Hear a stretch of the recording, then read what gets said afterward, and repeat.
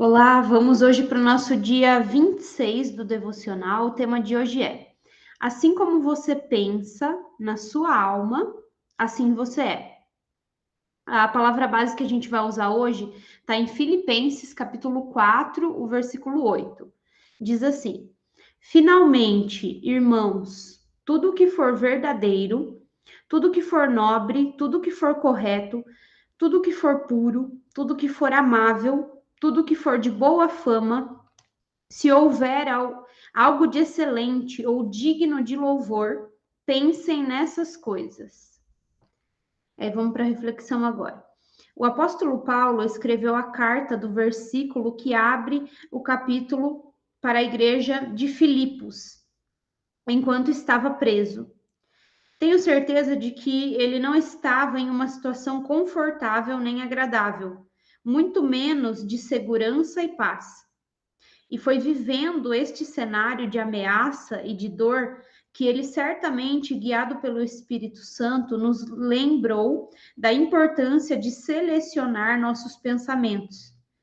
Ele estava com o corpo preso, mas certamente seus pensamentos eram livres e produziam bons frutos.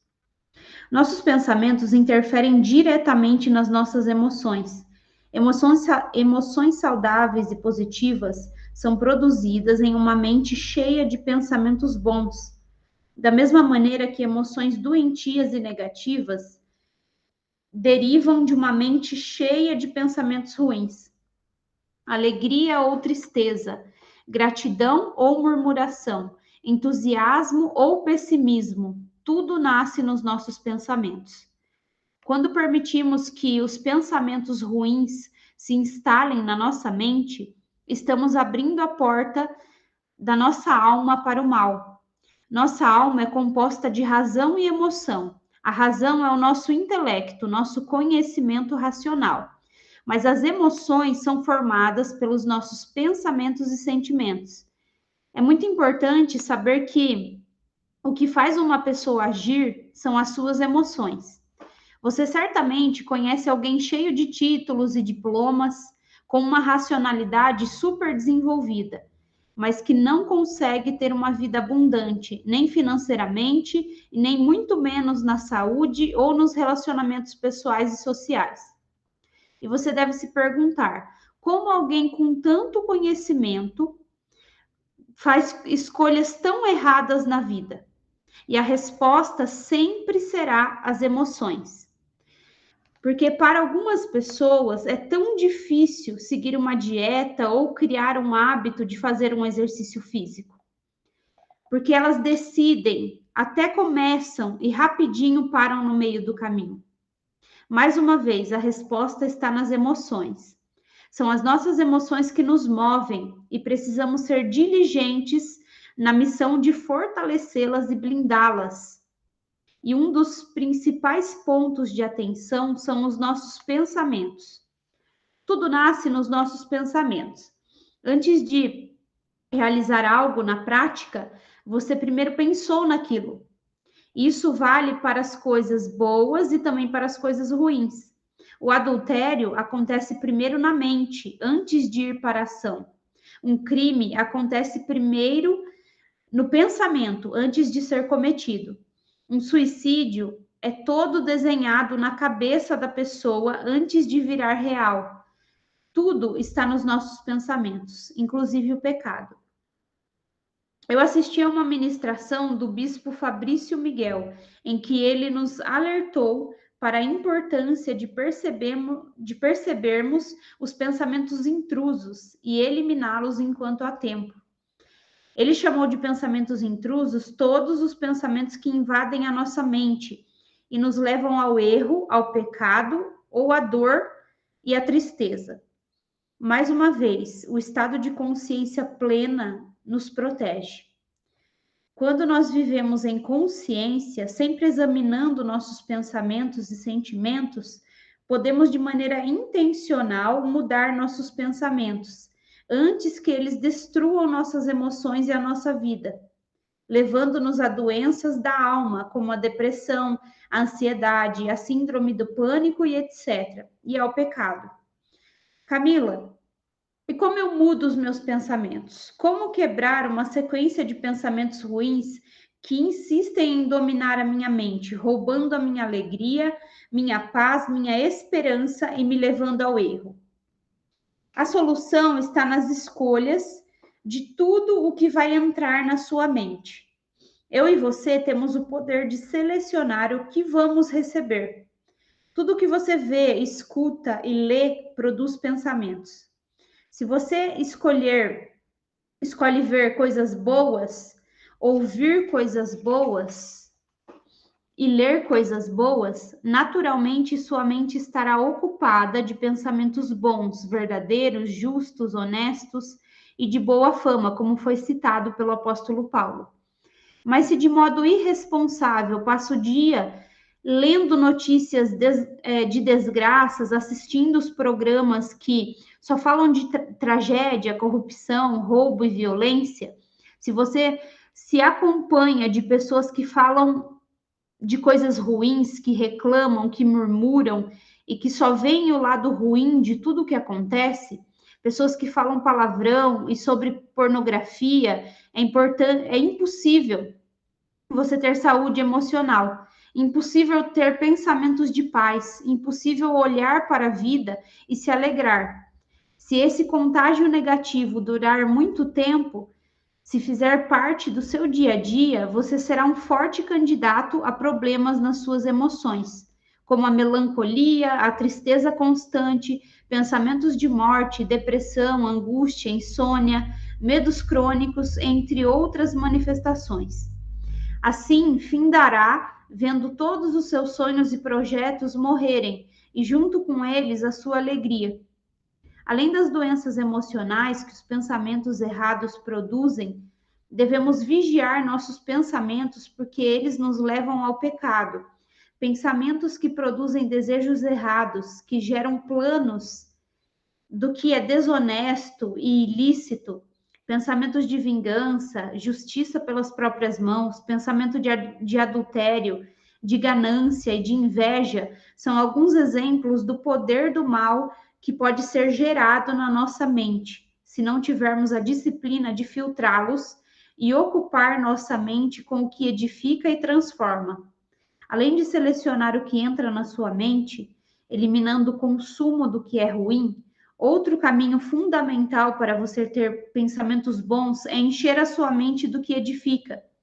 Crie na sua vida hábitos diários de leitura da palavra de Deus, de ouvir louvores, assistir a excelentes pregações, ler ótimos livros. Conviva com pessoas cujos frutos na vida se parecem com o que você quer para a sua vida e para a sua família. Esteja sentado em mesas onde o que se conversa produz crescimento e o leva a ser melhor a cada dia. Então, de maneira resumida, cuidamos dos nossos pensamentos quando fechamos a porta para o mal e abrimos o acesso para o que edifica e transforma, para o que vem de Deus. Então, essa foi a reflexão que ela trouxe no dia de hoje, né? E aí, só trazendo de forma resumida, né, aqui o que eu anotei para mim, né, o que eu tomei para mim, trazendo para vocês, os meus pensamentos e sentimentos formam a minha estrutura emocional. E ela determina, essa estrutura emocional que determina se eu vou conseguir agir e ter uma vida com realizações ou não. E ela determina também qual que vai ser o meu nível de bem-estar e de leveza na minha vida. Essa estrutura emocional formada pelos pensamentos e sentimentos. Então, a primeira forma, como ela falou, né, de ter pensamentos bons é tirar tudo aquilo que não é bom, né? Tirar, repreender os pensamentos ruins. Quando vir algum pensamento ruim, já repreender na hora. E que são os pensamentos invasores, né? Tirar tudo aquilo que eu vejo, que eu ouço, que eu leio, que não é bom. Então, assim, eu lembro que uma vez também entender que, poxa, esses pensamentos negativos que me trazem tristeza, me trazem dor, tudo, é importante a gente entender que eles são invasores, né? Não são pensamentos, porque às vezes a gente tem pensamentos ruins e a gente fica se culpando porque fica pensando coisas ruins. Mas são pensamentos invasores, a gente não pode tomar como se fossem nossos próprios pensamentos, porque aí a gente fica preso numa situação de culpa, sabe? Achando que a gente é terrível e tudo mais, e a culpa gera autossabotagem, enfim, né? E aí atrapalha tudo, né? Quando a gente se sente culpado, isso aí não vai ajudar em nada, só vai fazer com que a gente erre mais, se sabote mais. Então, quando vem o sentimento de culpa, a gente tem que resolver rápido, né? Tem que tirar do nosso coração rápido. E, né, orando, fazendo uma oração, falando para Deus, ó, Deus, pensei nisso, me senti assim e tal, sabe? E eu lembro que teve um dia, uma pregação com o pastor Diogo Lima, lá na igreja, que foi até naquela convenção que teve na época do carnaval, né? Em fevereiro, na época do carnaval, que não teve o acampamento e aí teve essa conferência lá.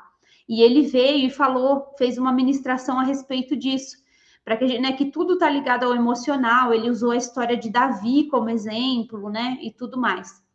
E até inclusive com exemplos de rejeição que o Davi viveu, né? Principalmente ali, né, no que deixa claro, não sei como que era a relação dele com a mãe dele, porque a Bíblia não fala, mas a relação dele com o pai dele ali, né, não era de muita consideração, porque o profeta foi lá na casa dele para poder ungir o novo rei de Israel, e o pai dele apresentou ali todos os filhos que ele tinha, né? Os mais fortes, os mais bonitos, isso e aquilo, foram todos apresentados. E Deus falou não para todos aqueles, né? E Samuel até achou que era algum daqueles, porque, nossa, homens bem apresentáveis, né? Já eram fortes, bonitos, faziam parte do exército de Israel. Então, tava assim, para o ser humano estava na cara que ia ser algum deles, né? E aí o profeta vai e fala para eles que não, é que ele não, o homem vê a aparência, né? Mas Deus vê o coração. Então ele não tinha escolhido nenhum daqueles, não era nenhum deles. E aí o profeta que precisa ir e perguntar para o pai de Davi se não existia, se não tinha mais nenhum filho mesmo, né? E aí que ele vai e fala: ah, tem um menino lá, meu filho lá, que é o mais novo lá, tá lá cuidando das ovelhas. Aí ele fala: pois então mande chamar ele, porque ninguém vai sentar na mesa enquanto ele não chegar. E aí era o Davi, né? Então por aí você já vê que não existia um relacionamento tão bom entre ele e o pai, né? Existia aí um desprezo, um desmerecimento em relação aos irmãos, enfim. E aí o pastor Diogo Lima, ele trouxe isso na mensagem, né? E aí o que conduziu ele, isso gerou lá a rejeição, as fraturas emocionais. Você que participou do encontro ontem lá na igreja, você vai entender melhor. Mas veio lá, através disso, as fraturas emocionais nele, né? Veio o orgulho, os gatilhos de ofensa, enfim, os vícios emocionais. E foi esse emocional dele que fez ele cair em adultério lá com a Batseba, né? Não foi a necessidade física dele, não foi a carne dele que precisaria de mais mulheres, porque ele já tinha muitas. Foi a questão da fratura emocional, do vício emocional dele, né? Que fez ele cometer esse pecado. Foi o orgulho vindo da estrutura emocional dele. E tudo começou nos pensamentos. Quando ele vê a mulher né, do terraço lá do palácio dele, ele vê a mulher tomando banho. Ali começa a ser gerado o adultério na mente dele primeiro. E depois que ele foi realmente consumou isso, mandando o servo trazer ela, né?